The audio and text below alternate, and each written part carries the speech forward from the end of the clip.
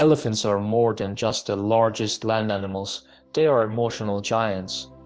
Behind those wise eyes and towering frames lie deep feelings, complex relationships, and a social world as rich as our own. They celebrate births, mourn their dead, and form lifelong friendships. Today we explore the hidden emotional lives of elephants, their grief, their joy, and the unshakable bonds that hold their families together.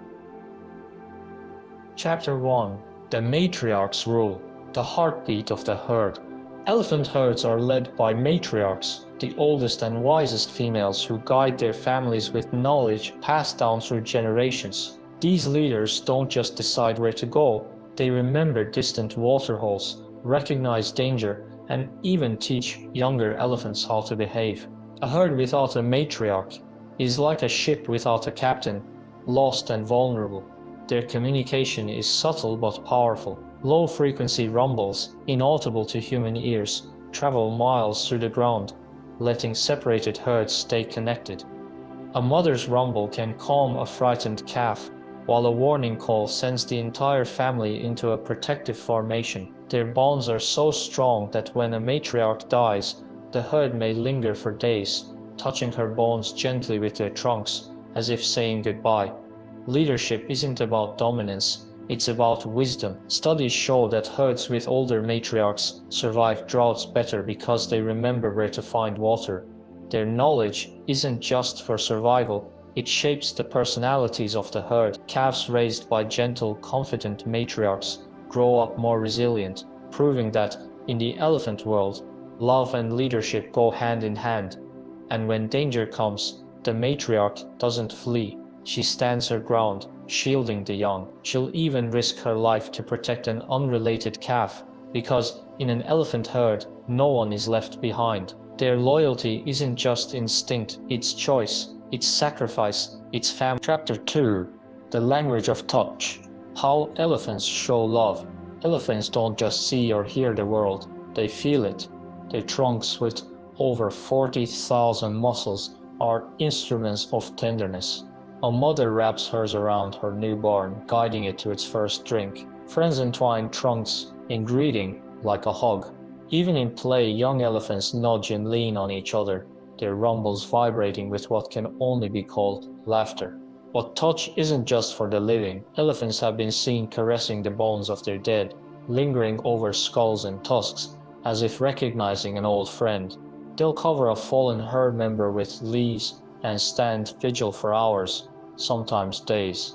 This isn't just curiosity, it's grief, a ritual seen in no other animal except humans. And when an elephant is in distress, the herd responds. If one is injured, others will support it with their bodies, slowing their pace so no one is left behind. If a calf is orphaned, aunts and sisters step in, nursing and protecting it as their own. Their empathy isn't limited to family. Wild elephants have been known to help trapped humans, lifting them to safety with the same care they'd show a baby elephant. Perhaps the most touching display of all is their reunions. Separated elephants, when reunited, erupt in trumpets, rumbles, and spinning circles, flapping their ears in pure joy. Scientists call it affiliative behavior, but anyone who's seen it knows it's love. Chapter 3: The Weight of Grief. Do elephants mourn? Elephants don't just die, they are mourned. When a herd member passes, elephants gather around the body, touching it gently with their trunks and feet. They've been observed carrying bones for miles, posing to caress them years later. In one remarkable case, a matriarch returned to the bones of her calf a full decade after its death. Their grief isn't silent. Elephants make a unique, low sound when near death, not a distress call but something deeper, almost like a song. Other elephants respond by gathering close, rumbling back in what seems like comfort. Even unrelated herds, passing a carcass, will stop and investigate, sometimes covering it with branches in a quiet act of respect. But grief isn't their only sorrow. Captive elephants, separated from their families, often show signs of depression, swaying endlessly, a behavior rarely seen in the wild. Some have been recorded shedding tears, though scientists debate whether this is emotional or physical. What's undeniable is that elephants remember loss, and it changes them. Yet, in their mourning, there is also resilience. Herds that lose a member will often travel more, explore new areas, as if reaffirming life. They don't forget, but they don't surrender to sorrow either. Their grief is a testament to their love, and proof that for elephants, death is not the end of a bond. Chapter 4: The Playful Side. Joy in the elephant world. Elephants know how to have fun. Calves tumble in the mud, adults splash in waterholes, and even old matriarchs have been caught in moments of play, rolling in the grass like puppies. Joy isn't just for the young, it's a lifelong necessity. Their games are creative. Young elephants invent wrestling matches, chase birds, and even slide down muddy banks on their bellies. They'll toss sticks, balance rocks on their backs, and sometimes sneak up on sleeping friends just to startle them. Biologists believe play isn't just fun, it's practice for survival, teaching coordination and social skills. But elephants also play for pure delight. They've been seen blowing bubbles underwater, tossing dirt on their heads like confetti, and making up games with whatever's around, even stealing tourist hats and tossing them back and forth. Their intelligence lets them find humor in the world, a trait once thought uniquely human. And when they're happy, the whole herd knows it. Celebrations erupt after birth, with trumpeting, rumbling, and touching the newborn with gentle trunks. Even meal times can be festive.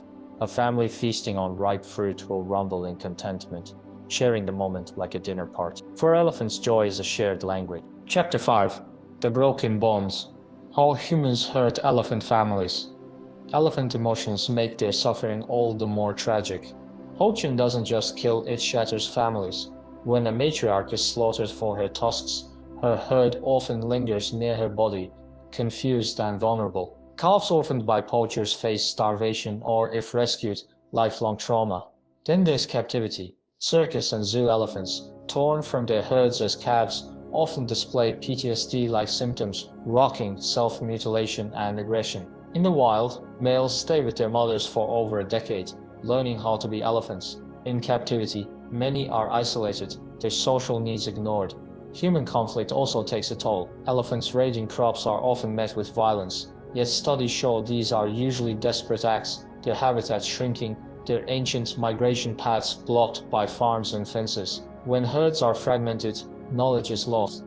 A young elephant never taught by its elders may struggle to lead, perpetuating cycles of conflict.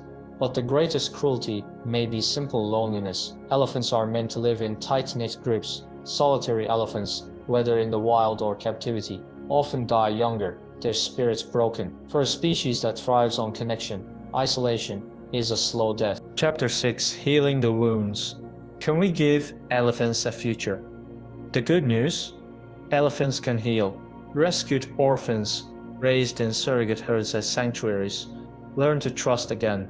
They form new bonds, play, and even return to the wild in some cases. Their resilience is breathtaking, proof that with love, even the deepest wounds can mend.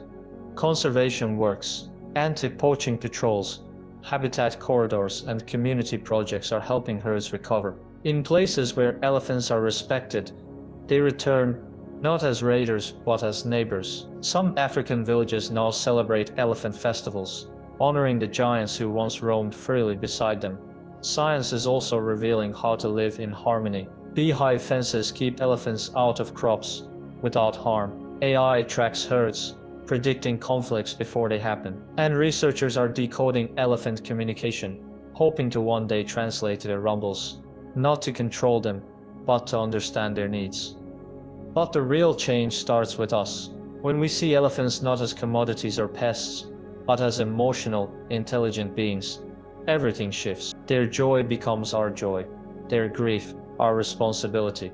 Protecting them isn't just about saving a species, it's about honoring a world where love, loss, and family transcend species. Elephants have walked the earth for millions of years, their emotions as ancient as the savannas they roam.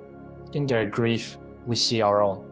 In their joy, a mirror of our capacity for wonder. And in their unbreakable bonds, a reminder of what truly matters: family, memory, and the courage to care. The question isn't whether elephants feel, it's whether we feel enough to save them.